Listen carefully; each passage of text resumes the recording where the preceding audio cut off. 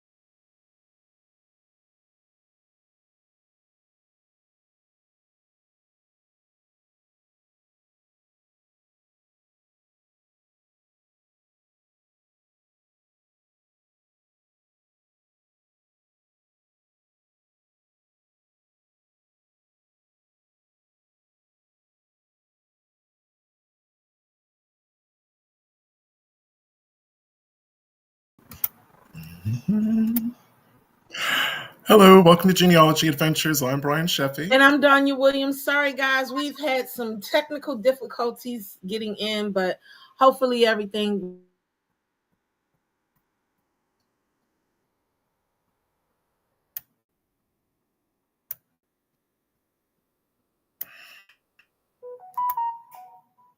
Okay, so if I'm speaking, if people can just put in the comments if you can hear and see me.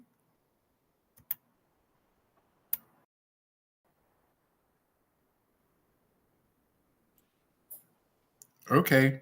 Hi, Donya. We are sorry. We don't know what's going on. Oh, apparently I'm okay. You're freezing. Is what I'm Am I seeing. frozen now? No, you have not frozen. Okay. So, all right. Thank you for bearing with us. We are here. We've got a great. Well, we've got it. We have a deep show for you today. Um, we have, Yeah. we haven't done one of these in a while, but it's stemming from a really emotional conversation that Donnie and I had the other day, and she was explaining to me how she was feeling about things. Um, so I did my bit by listening and responding when I needed to. I don't want to steal your thunder, Danya, so I'm going to hand it for you to kind of explain what prompted that phone call. And while we work to get Danya back, so as we know, genealogy, when we go into doing genealogical research, we don't always realize that it can be a very emotional thing. And yes, there are happy emotions, but there can also be feelings of frustration, anger, depression, um, sadness. And I know that in some, a lot of my lines, I have felt like that at times. So whether it's researching my Jewish ancestry around back in Belarus around World War II time and the fate that beheld the family that got left behind, my enslaved ancestors, my indigenous ancestors, uh, it's never an easy thing. And I think one of the things that's really hard for researchers is to actually admit to yourself um, that it's okay to take a break. Um, hello. Hey. So to recap, you, Donnie, I was explaining that one of the things that I don't think genealogists factor into the research process, especially when they first get started, is overwhelming emotions. Yes, there are the happy emotions and the pride, feeling happiness and pride and joy. But then there's the other side of the equation where people feel depressed, angry, just all of those other kind of feelings. And I think that is a great place to hand the show over to you to talk about your experience. Yeah. Um. So I guess I'll start with just what happened and what brought me to that. And you guys, I'm not even gonna sit up here and fake with you. I may sound like a conspiracy theorist person. I don't know, but I just really got into my feelings yesterday. For those that follow my page and things of that nature, I had a little issue with my ancestry, and one thing led to another. Before I had the issue, I'm jumping ahead. I was trying to do some research. My mom has like these first cousins, and there are a few that we just can't figure out. Well, they're not necessarily first cousins, they're like first cousins once removed. And so I decided to like do a chart for it. And while I was doing the chart, it made me realize just the raw deal that African Americans want. And it was crazy because I started the one family that I did not think was related to my mother ends up being related to my mother. So now it's just it really is like that no family that's not connected to Juanita. Okay, it's just not one. There is not one. But it was the way that as I was doing my research and I was putting this stuff down on this chart, I started to see just the toll that it had on us, and it brought me down. Like it really brought me down. And I started talking to Brian about it, and I was like, can we do a show? Can we check on people and make sure they're okay? Because you guys have kids in this millennial stage went to see that watched Blue's Clues. I know y'all remember Blue's Clues. I'm gonna apologize now because it's a dog outside barking and Bruno might bark. But you guys may see Blue's Clues before. Everybody knows the original Blue's Clues. It was a guy named Steve, and they always named him Steve. But that particular Steve, he always had a signature thing that he would say, and that signature thing would be coming on a screen, putting his, doing like this, and say, "How are you doing?" If you guys have never ever like read those, he does those now every now and then. And these 30-year-old people, they coming up there, and I swear to God, I feel like I'm a bad mother because these kids just come out and they're like, I'm still alive. I still did it. I'm not gonna do it. I made it, that kind of stuff.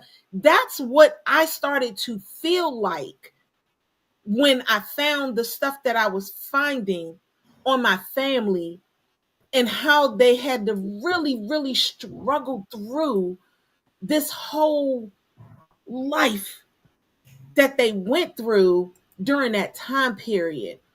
And it just reminded me of that. It reminded me of how it irritates my soul to hear these kids saying I'm not my I'm not my ancestors.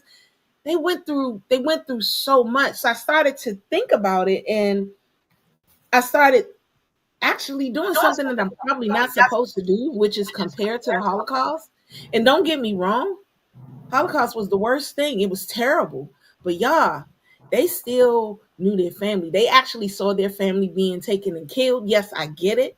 But it was things like that. But we didn't even know if our family was killed or sold. There was nothing. Like we didn't know. They just disappeared. They were gone. That was it. And then one day they come back and they don't know their family. And they don't even know that they're marrying their cousins. And that they're marrying and that their sister lived right down the street and didn't know it. They looked for them in newspapers. They was trying to find them. They couldn't do any of these things because they didn't have the decency to know of whether or not they were killed right away, whether or not they lived on and they made it. If you ever like really look at those letters, you think about those letters that are in the newspapers. Hey, I'm trying to find my family. I was overwhelmed yesterday. I was angry. I was really angry and was completely brought to tears yesterday. I don't know. So I guess this show is about you guys and talking about whether or not how you're feeling and how you handled it, because we go through a lot as researchers and finding these things out and Well, again, recognizing I'm like happy, what actually is going on. I'm happy to give a couple of examples. And for me, it my feelings don't stop when slavery stopped, they carry on almost to the present day, present day with the research. We think about it, right coming out of slavery, just registering to vote. You and I have researched so many lynchings in Edgefield. Did we grow up with these people? No, but they've become family to us because we've researched them in such depth and we know how we're related to all of them. So they're really people. I think about that old man, that elderly man, Essex Harrison, shot on the side of the road for wanting to register to vote. Martha Good, who was in her kitchen with her baby at her feet, shot randomly. She couldn't even vote. She couldn't even register. She was a woman, so she couldn't vote back then. But she was still a victim of it. So you know what? Then on my father, I think the first traumatic thing that I had ever come across, and I had to take a beat away from research because it was so unexpected, was the lynching of my father's like second cousin once removed, Raymond Byrd of Wytheville, Wythe County, Virginia. One of the most horrific lynchings in Virginia. His was the last of a whole string of really bad lynchings in Virginia. His was so bad that Virginia actually mandated the anti-lynching law the next year. So, Mm. and it just keeps going. It just never stops. Because the way that we research Donya and the way that our research group works, we are familiar with the historical period when all of this stuff is happening to our family and our people. So we know it never stopped. And then one person reminded me of when Pharrell was on Finding Your Roots. Mm. And I actually heard about them having to stop production because he was visibly done. Even within that, they had to come back and do the rest of it. He was just visibly just over it. And it's amazing that he got it like that without even being a researcher. He just got it. Whereas if he got it like that and he didn't even do the research, how do we feel? What are we doing? Because I can remember one time, oh my God, like I can remember one time, the first time I heard about the enslaved people using little black babies as bait for alligators. Mm. That took me out. I saw it, I posted it on Facebook, and then I said, I'm gone for the day. I'm officially off the internet. And I got off. I couldn't do it. And but what it did do, it made me start to research certain things about that. That's when I started learning about the Twizzler company and the black. Can I say the word on can I say it on our show? If you have a doubt, probably not. Okay. Well, the N-word babies, Hmm. that that's what they called the black licorice Yeah. back then. That was the name of it. And it was the Twizzler company. Do y'all know to this day I cannot eat a Twizzler? And I used to eat Twizzlers. But to this day, I have absolutely no taste at all for Twizzler. None. It's gone. Because I was like, that they really said that. Like this is what was done. So as researchers, where are you guys? How are you keeping yourselves together? How are you keeping this is a interactive, this show right here, you guys have to participate because we are literally and honestly checking on you. How are you keeping yourselves together? What is it that you're doing to help yourself, help foster movement in your research while this is going on, while you're finding all of these different things? Hmm.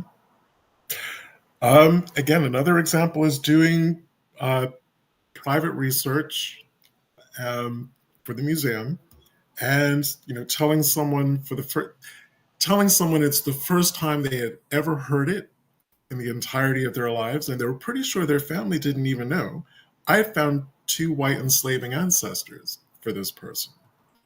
Um, The second one appeared to be, I can only describe it, it looked like it was a common law marriage because the enslaver never married anyone. He was always with this woman of color. They had a whole rack of kids. And the kids were acknowledged in his will. So I'm inclined to believe it wasn't a force or coercion kind of a thing, which probably made it a little bit easier for her to hear that. Um, but she was shocked. She was shocked that the kids were never manumitted. You know, they were manumitted because of 1865 and the Emancipation Proclamation. They were free. That's probably the only reason why they inherited their father's property and his money.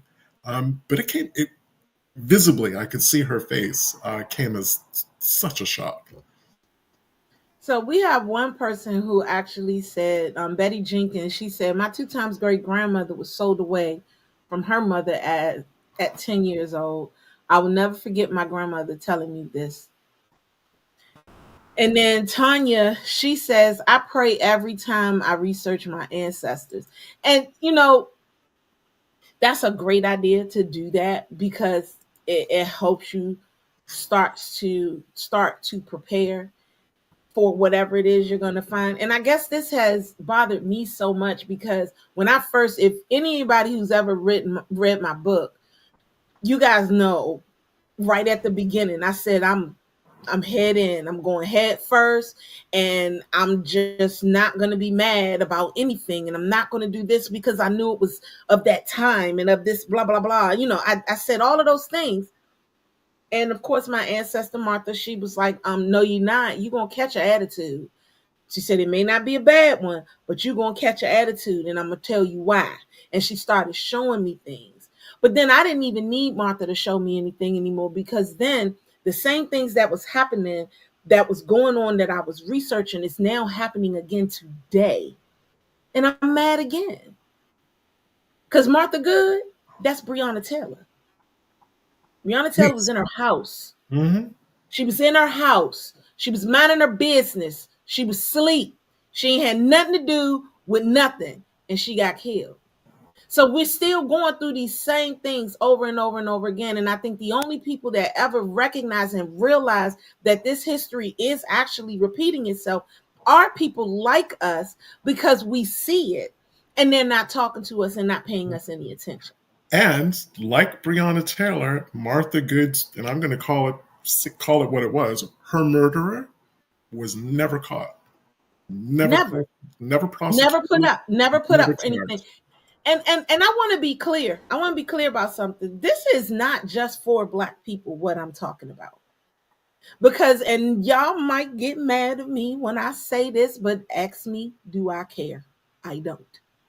But the bottom line is that if white people have their own portion of this same type of trauma, it may not be as bad as our trauma, but it's a trauma nonetheless. And the best way that I can explain why that is a trauma is if you have children at the age of 5, did you take your kids to, or 4, did you take your kids to a horror movie? Did you allow them to see the scary faced monsters? Did you allow them to see Jason and the blood and the gore and all that? Did you really let any of that happen? If the answer is no, they let their kids see that because they saw hangings. They did that stuff. And, these kids had to visually see these kinds of things. So if this child, looking at it in a child point of view, if this child is seeing this, how do you think that they're going to react? What do you think? Even though they're going to react the way they think their parents want them to react, that's what happened. So there is a whole nother side of trauma on that side, just like it's a trauma on our side. There's never one trauma in this history, is my point. It ain't just a one-sided thing. It's everybody. And people have to start recognizing and realizing that whether one was worse than the other or not, that's just like comparing the Holocaust. Is the Holocaust worse than slavery? But I would never say one was worse than the other, but both had their hand in trauma in families that still carry on to this day. And I'm floored from it. I just am. Like I said, there have been periods when I've had to walk away from research altogether because I have a trauma tree. Because I said there's the Jewish, and even before the Holocaust, there were the centuries of discrimination and oppression by all the empires in Eastern Europe back in the day. They never got a break. Then came the Holocaust. My Irish ancestors didn't have it easy. My Scottish ancestors that were cleared out of the Highlands and sent to Virginia and all those other colonies, well, okay, they didn't necessarily have it easy to begin with. They managed to kind of do a quick recovery. Then we have the Native American, then we have the African. I'm just like, this country is just trauma. Yeah. Then reading about lynching of Italian Americans in Texas. That's one of the worst lynchings in Texas history. Where one day they lynched almost 40 Italian Americans again on trumped up gossip mongering kind of rumors. Um, this is a country that generates trauma. It really is. And unfortunately, that was when I said earlier that y'all might call me a conspiracy theorist. That's where the conspiracy part started to come in for me. You know, this was a purposely driven thing that was done to these groups of people, and it was done to the point where they really didn't make any care or concern as to what happened or what was going to happen after the fact. Their entire thought process has always been money driven. Like, you can't even say from slavery to Reconstruction era to all of those things. Reconstruction, they cut it off because we were moving. We were moving We were fast. moving at lightning speed, That's right. We were moving making up for fast. centuries of lost time. Yes, yes. And we were moving fast. And now this has come because um finding enslaved laborers, they said at UVA, they said it's generational. It is definitely generational because you know what? All of the things that our ancestors was trying to teach our great grandparents and our grandparents, all that stuff, eventually we stopped teaching our kids those things. Every generation wanted to change and say, well, I'm not going to teach my children like my mom did. I'm not going to do blah, blah, blah like my parents did. And because they did that, we lost a piece of something every single time. A piece was gone. A piece was gone. A piece was taken away. And I don't even think we realized that that kind of stuff actually happened. But now, looking at these babies today, looking at what's going on with them today, I actually have a fault in what's happening because I am a mom of millennial kids and a Gen Z kid. It's something that I missed. Even though I was the one that was reared by a silent generation person, and I tried to continue the way my mother reared me because I didn't think anything was wrong with how my mother reared me. I was spoiled, yeah, but I still had things that I had to do and I had to learn and I had to know. I did the same thing. I tried to do the same thing with my kids, but something in this timing is different. Something I try to hope that I wasn't mentally, it wasn't a mental abuse or what have you. I never hit my kids, but I wasn't going to let you just go and do whatever you wanted to do and thought you was going to get away with it. No, sir. And I'm still that mother. I ain't never had to hit my children. Not really. You wanted one of the thing, and again, I can only say this because even though I lived abroad, I was still in touch with my family here, and I was always out, and I was in education, so I was always asking about the American education system.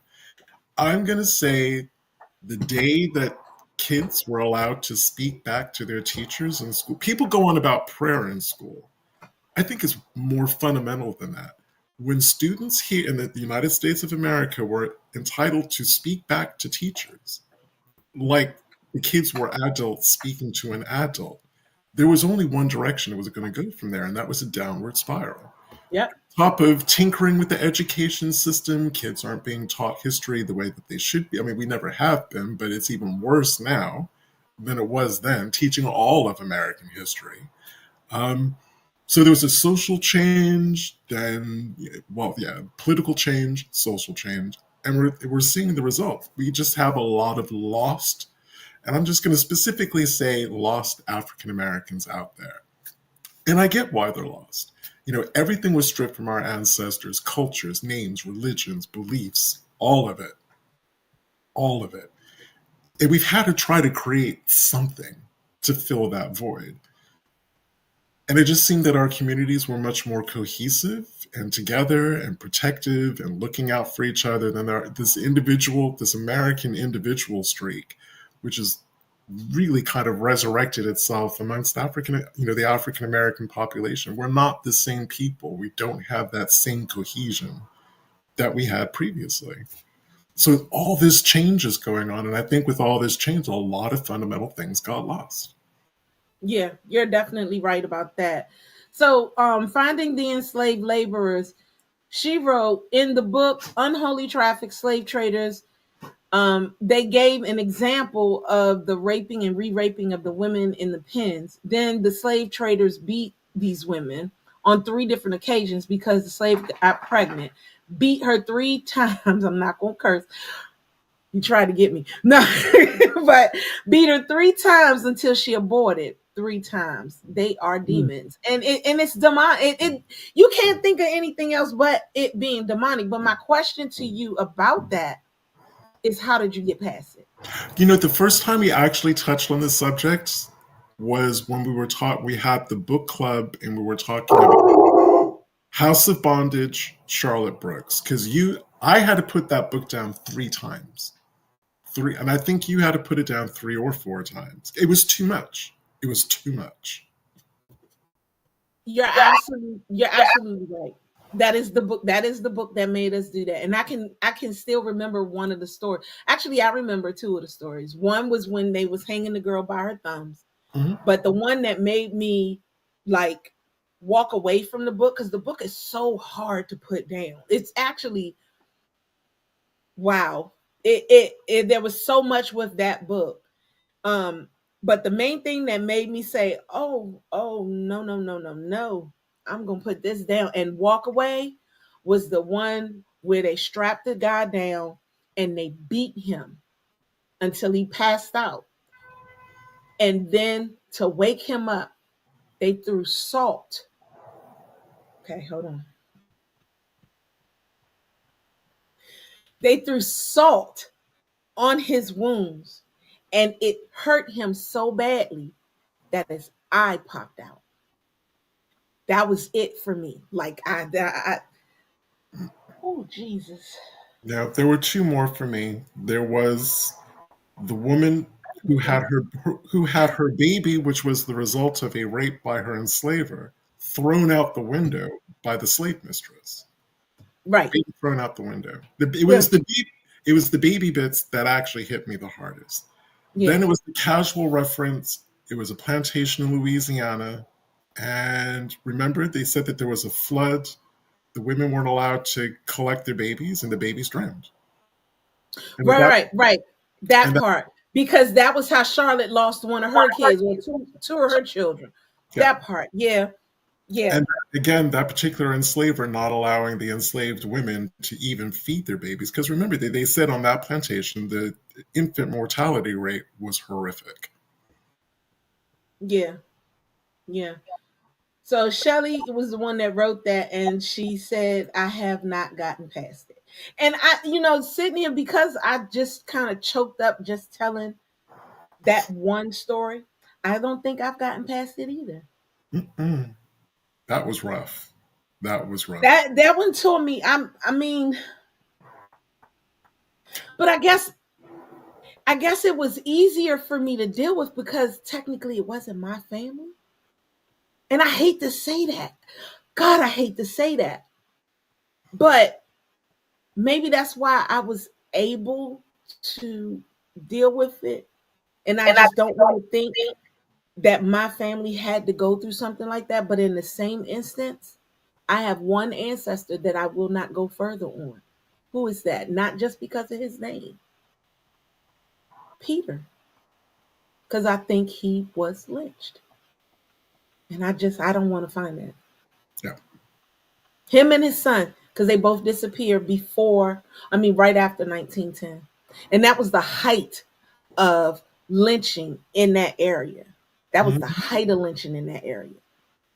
I don't want to go any further on him. I do, but I don't. Because I don't want to find that for him or for his son. Because they both disappeared on me. After 1910, that was it. And I do know that he did die because when Katie, his wife, died, she was listed as a widow. And if we know when South Carolina was made, because the thing about Edgefield that some may not know, Edgefield was so off the chain that, and this was the one wrong thing that is in my book. I actually thought that all of South Carolina was like this, but it was literally just Edgefield. They would not do anything for Black people. They weren't doing birth certificates, they weren't doing deaths or anything. And I actually thought that that was all of South Carolina. And then I started getting into other parts of South Carolina and started finding 1890 birth records, 1880 death records. I was like, wait a minute, you mean to tell me only Edgefield was like that? Yeah, because we have those right here in Charleston. Exactly.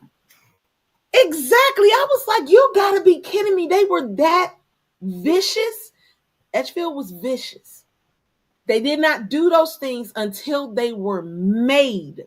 And even in that, everybody didn't always get one. My mom has a first cousin who died as a little girl. She does not have a death record. And she died in her in about, what was it? I think is, let me see. My mom, it was before her mother died. So she died before 1950. And she does not have a record. I'm Edgefield was not something to play with, y'all. Yeah.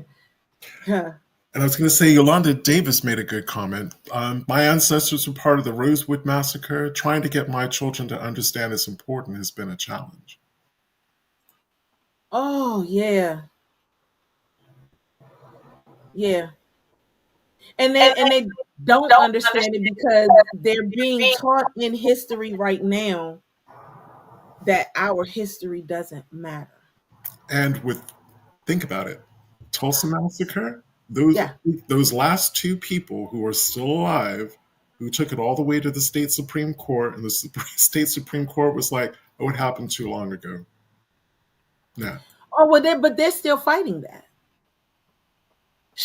And she actually believes, because I saw an article.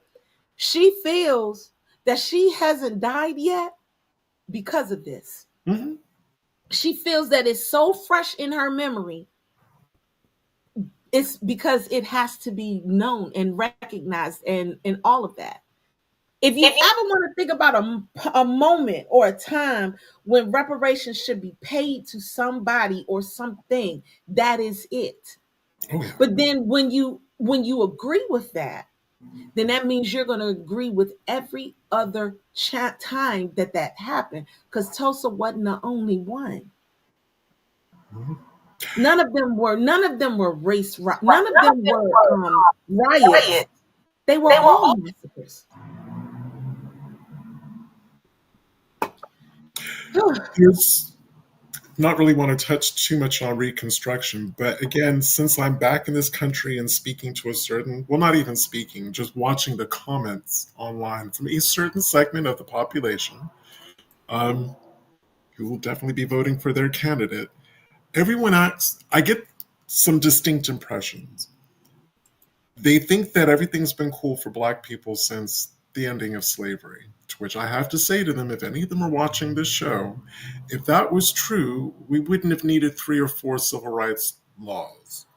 We wouldn't have needed amendments to the Constitution to specifically protect Black people. If everything was cool for us, at the end of the Civil War.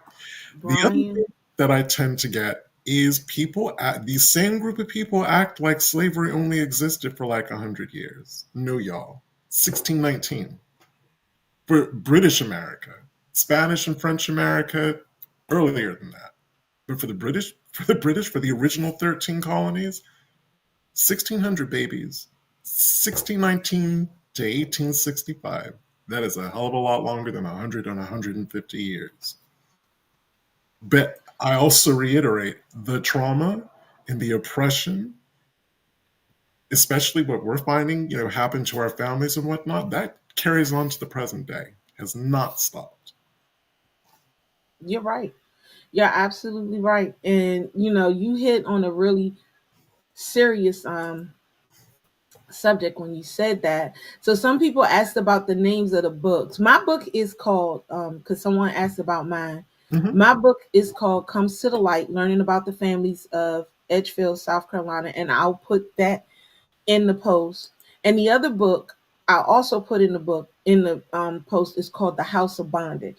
I'm trying to tell y'all right now, that book was so deep. It really it touched on the old school sayings of things that you grew up learning, like the liquor store on every corner. Oh, she touched on that. And the reason why it was so big and so profound is because you have to understand this book was written in 1890. And she touched on the liquor store on every corner situation, where it possibly came from. It was different stuff like that in the black neighborhoods. They were like, oh, if you just give them something to drink, they be all right. These are the thought processes that was going on in 1890. So this stuff carried over to now, and why our people are the way that we are, and why our people are treated the way that they are. I'm not going to say why our people are the way that they are, why our people are treated the way that they are. There's a reason behind it. And I just want to jump in real quick. Because again, had an event at the museum on Monday. News crew came out, did a film on it. It was a scanning day, celebrating Black Charleston history. There were racist comments made, specifically about waste of taxpayers' dollars. How can it be a family day if people don't know who their daddy is or they don't have their dad? You know what the usual stereotypical anti-Black American rhetoric is like. And it made me really sad. I wanted to be angry, but I couldn't be angry because I thought you're just a bunch of idiots anyway. But on top of that, the fact that we even have a thing called what was done to us for all those centuries, the fact that we could form families coming out of slavery and to keep that going. I mean, think about that for a minute. We were never allowed to have families for centuries. Not allowed to. Only been allowed to have it since 1865, and then you talk about lynchings. And I've spoken with you, Donnie, about the Holloway men that I found who were reverends, who were really active in politics, who were trying to get Black people to sign up to vote. They got run out of Edgefield, having to leave their wives and kids behind until they can make preparations to have them join them wherever these men have run off to. Because the wives and kids, they disappear by the following census too. Yep. And yes, that is the name. The author is Octavia Albert. She actually wrote the Octavia Albert Rogers, or or Rogers it's something, but Albert. yes, that's her. Yeah. That's her. And the thing about it is, this was a woman who was a teacher in the 1880s in Louisiana, and she basically was interviewed. She did something. This is the other thing. What she did, they actually say the first time this was ever done was with the WPA narratives, where the interviewed formerly enslaved folks. No, she was the first. It was done in 1890s. It was done in late 1880s, early 1890s. This lady talked to 7 different enslaved people, and that's what that book is. It's an interview. It's consistent interviews or conversations from the different formerly enslaved people and what they went through. And she does not Absolutely sugarcoat marvelous book. anything, and she held no cut cards. None. Because None. the other baby story that did my head in, it not enough to finish to put the book down. But you remember the story of the very, very fair-skinned enslaved woman, basically saying that she almost looked white. She was being marched by a slave trader down from Tennessee to Louisiana, and she gave birth along the way, and And they left the baby. yeah, ripped it out, took it out of her arms, and that man gave it to a white woman to raise. Yep. Yep. Left the baby behind. The casualness of the whole thing, that was what stunned me. Left the baby behind. Mm-hmm. LaCrissa said, it just makes me angry that we have to really dig and do major research. I can't see it. Do major research to find our ancestors. And it should make you angry to have to do that because they have that information. And I think this whole thing and what it is that I've realized kind of counters, and I'm sorry in advance. Well, no, I'm not. But I think that this counters a lot of beliefs for other folks where they say, oh, they doctored these records to make it look like we were enslaved people. You know, folks that don't believe we were enslaved. I need y'all to not ever talk to me. Not about this. I just want to jump in really quickly. Go Donya ahead, clear me up. Donya is specifically talking about Black Americans who deny that slavery ever happened. I just wanted to I'm talking about both. Oh, you are Because talking. there are white folks that want to deny that too. So I'm not just saying no. I'm talking about both. And I would prefer that I'm not saying that we ain't got to talk or nothing like that. Just don't talk to me about this because I have a great great grandmother who I have the records where her information is listed in an Edgefield slave record book. In a slave record book, she's in here, page 55. Her mama, her daddy, her siblings, everybody, everything. So what you're not going to do is tell me that my 2 times great grandmother was not enslaved, that she didn't go through the things that she went through, that she didn't have the issues and the problems that occurred at that particular moment and at that particular time. You're not going to tell me that, because until you can give me proof that this was all doctored stuff of 400 years worth of records, don't talk to me. Let's think about what would be involved in that conspiracy. Exactly. You have to get period paper and lots of it. Because remember, paper is dateable. So you have to get paper of the period, ink, come on, Brian, period, writing implements of the period, and then the time to do it. Being able to practice cursive of the different time periods, because English cursive in 1600s looks different than in 1700s, looks different in the 1800s. Even within these centuries, they look different. So you would have to be a criminal mastermind and a prolific one at that to be able to produce all of the documents in all of the slaveholding counties across the United States. And Shelley hit it on the nose. Got to have the money to do it. And the money. You know, that's it don't make no sense for people. And because Sharon has said she never heard that, but it's not words that, even though I have actually heard people say this, but if you think about folks that don't believe in Black people being enslaved or them ever actually coming from Africa to here or any of those different things, there's a lot of work to make them think that.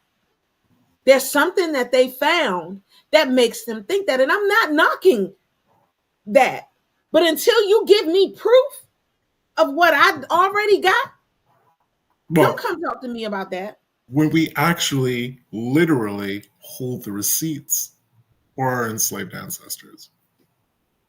Yeah. Well, Exactly. And I'm mentioning Martha because I'm talking about Martha, but there were more, and I have the receipts for them too. I got receipts going back to my grandfather, my grandmother's, my great grandmother's cousin Enoch, her uncle. I'm not her cousin, her uncle. There is a paper in the Edgefield archives that literally points out that even though this wasn't even during slavery time, this man was considered an enslaved, indentured slave. They wouldn't even let him be an indentured servant.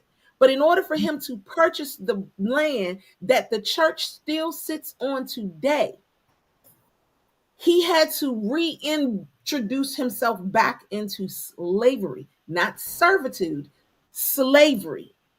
So they labeled him an indentured slave in order to purchase this particular land. He got the land. The church is still sitting there. Springfield Baptist Church, Highway 25. But the bottom line is that we weren't thought enough to be indentured servants. Maybe back in the day, in the early portion of it, yes, we had indentured servants as well, and they were able to come out and all of that other stuff. But overall, that did not last long for our families. Mm-hmm. And I also want to say, when you're researching free people of color, still can't escape the whole Exactly. feelings of oppression and depression and anger and whatnot. And I think for me, what I always comes back to is Henry Kumbo, Rich Square, Northampton County, North Carolina, from a going all the way back to the 1619 Kumbo. You think about all the property that family owned, from Emmanuel down to Henry, all the centuries, the generations that separated them. They paid their taxes every single year. They couldn't vote. So when That's people, right. especially the group of people that I was talking about who are going to probably vote for the other guy, um, they're like, forget about slavery. I'm like, oh, okay, let's just put slavery to one side. Explain why this was allowed to happen to my free people of color. Pay their taxes. We fought a revolution apparently over paying taxes without having representation through the voting system. Y'all were fine with that in 1776, but y'all cool the fact that my free people of color couldn't vote but paid their taxes, Exactly. built new So roads. we had some. I had started some of them, and so Gina Lewis said recently, my cousin and I, while reviewing some of our research, we came across a newspaper article that stated a desperate Negro lodged in jail. Patricia Seems, our fourth great grandfather, was a victim of murderous assault by his son. We were shocked, like, what was this? What type of family do we come from? What's this willy dilly? It was so real because this was our family. That makes sense. I don't even know how to. I don't even know how to begin to get past that. Then We're talking about really obvious forms of trauma as well, but all of the cousins we've supported who had non-paternity events or found out that someone was fostered or adopted, no one knew about it. So there's right, all those other forms of trauma too. I just wanted to get that in there. definitely. And then Paquita Nelson, she said, I shift my research elsewhere.